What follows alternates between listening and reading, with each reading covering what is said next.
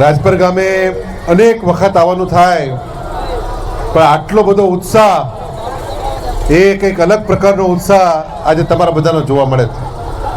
આજ તમારી વચ્ચે મારા માટે મત માંગવા નથી આવ્યો.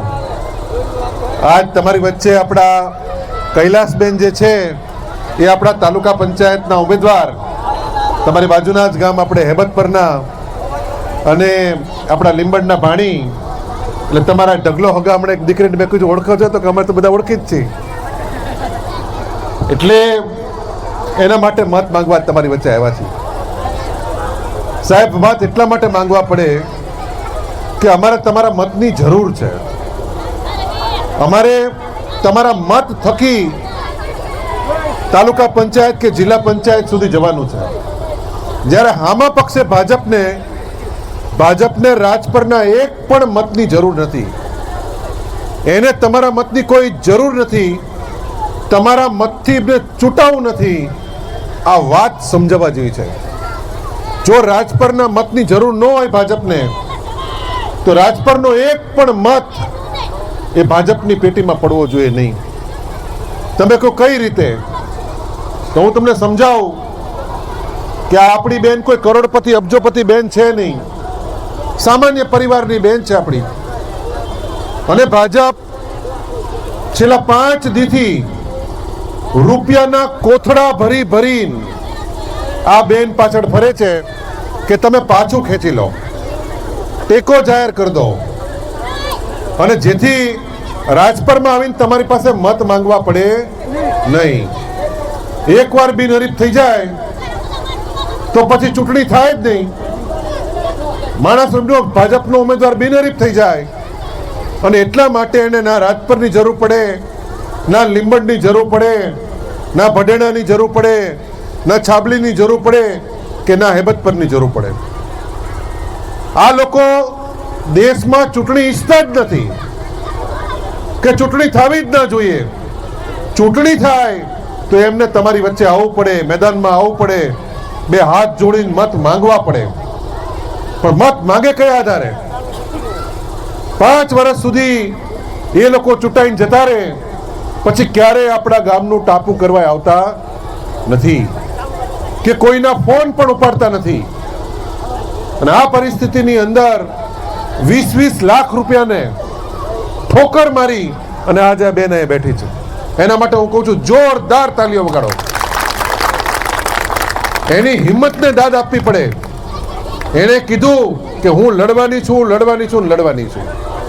ને તો હગા હગરીઓને ખૂબ દબાણ લાવ્યા, એમને પૈસાની લાલચો આપી કે તમે દીકરીનું પાછું ખેંચાવી લો, તમને આટલા રૂપિયા આપશું.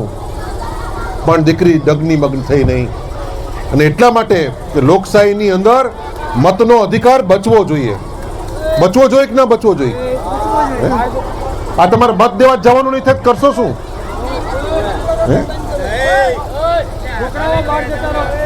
ભાઈ પછી વાંચો, ભાઈ પહેલા એ પહેલું એ પછી વેચો, પછી વેચો. તમારા મતની કિંમત છે. તમને કંઈક તકલીફ હોય, કંઈક ફરિયાદ હોય, હું ધારાસભ્ય તરીકે ચૂંટાઈને આવું, 5 વર્ષ આવું જ નહીં, અને પછી હું બિનહરીફ પાછો ફરીથી ચૂંટાઈ જાઉં, તો તમારા બધાનું કામ કેવી રીતે થશે? બીજી વાત, તમે મારી પાસે આવો અને હું તમને કહું ભાઈ તમે તો કોઈ મને મત આપ્યા જ નથી, અને તમારા મત મારે જોતાય નથી, તોય હું એમને એમ જીતી જઈશ. વગર રાજપરના મત વગર પણ હું જીતી જવાનો છું. અને એટલા માટે આ લોકશાહી જો બચાવી હોય તો મને લાગે છે કે આ છેલ્લી તક છે. અને રાજપર ગામે તો બરોબર સમજવાની જરૂર છે. ચંદુભાઈ, તમે ભાણા છો ને એના? તો હવે જો ભાણાનું માન કેટલું રહે છે. રાજપર ગામના ભાણા છે, અને આ છેલ્લી તક છે.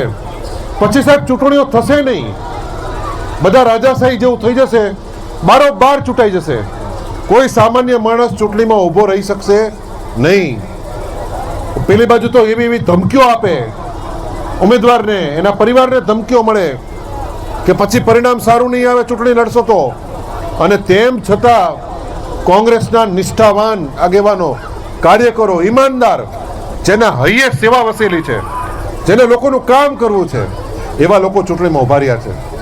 અને એટલા માટે તમને બધાને અમે બે હાથ જોડીને વિનંતી કરવા આવ્યા છીએ કે આ રાજપરમાં આ વખતે એક મતની લીડ આપો. બાકી રાજપરની અંદર અમે આવી તો થોડાક મતથી અમે પાછળ રહી જાય છે. તો હું ધારાસભ્ય હતો ત્યારે જેટલા મોટા ભાગના તમારા ગામની અંદર જે તમારા સીસી રોડ બન્યા, તમારા પેવર બ્લોક પથરાણા, કાંતિભાઈ અચૂક નહીં, એ ગ્રાન્ટ નવસાદભાઈની ગ્રાન્ટથી થયા કામ.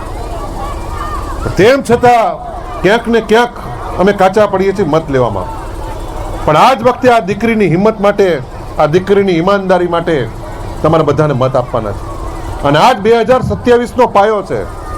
2027ની અંદર વિધાનસભાની ચૂંટણીઓ આવશે ત્યારે તાલુકા પંચાયતની અંદર તમારો અવાજ કોઈક બોલવાવાળી વ્યક્તિ જોશે.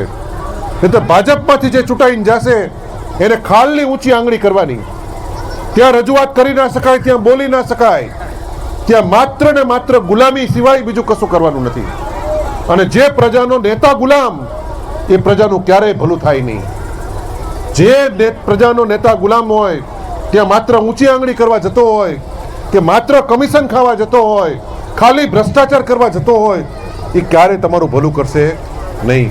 અને એટલા માટે આ વખતે બધું ભૂલી માત્ર પંજો યાદ રાખજો. 2 મશીન હશે પડ્યા હશે, તમે મત દેવા જશો ત્યારે 2 મશીન હશે, એમાં બીજું કાંઈ જોવાનું નહીં, પંજો જોવાનો. ક્યાં પંજો છે, પંજાની સામે તમારે મતદાન કરવાનું છે. ઉપરથી આમ જોશો ભણી જશે. બહુ બધા લોકો સમજાવવા પણ આવશે કે એક મત અહીંયા આપો ને એક મત ત્યાં આપો, આવી બહુ બધી વાતો કરશે. એ ઝાડમાં ફસાતા નહીં. માત્ર ને માત્ર એક જ લક્ષ્ય રાખજો કે ખાલી પંજાનું નિશાન જોઈ અને એની સામે મતદાન તમે કરી દેજો. અને અમે આશા રાખીએ કે ભાઈ રાજપરમાંથી જંગી બહુમતીથી અમે જીતાડીએ અને આપણા યુવાન ભાઈનું આપણે સ્વાગત કરી અને કોંગ્રેસમાં આપણે એમનો પ્રવેશ કરાવી. બોલો ભારત માતા કી, બોલો ભારત માતા કી. હવે જો હું વિશ્વાસ તમે મને અપાવતા હોય તો બધા જ લોકો બે હાથ જોડીને ઊંચા કરીને હું કોંગ્રેસ કહું તો જિંદાબાદ જોરથી બોલવાનું છે. બરોબર? બે હાથ ઊંચા કરીને ઠેઠ સુધી બધા જ્યાં જ્યાં મારો અવાજ સંભળાય, કોંગ્રેસ, કોંગ્રેસ, કોંગ્રેસ, કોંગ્રેસ. હવે હું બોલીશ કે ભાઈ જીતેગા, ભાઈ જીતેગા, કૈલાસબેન જીતેગા. બરોબર?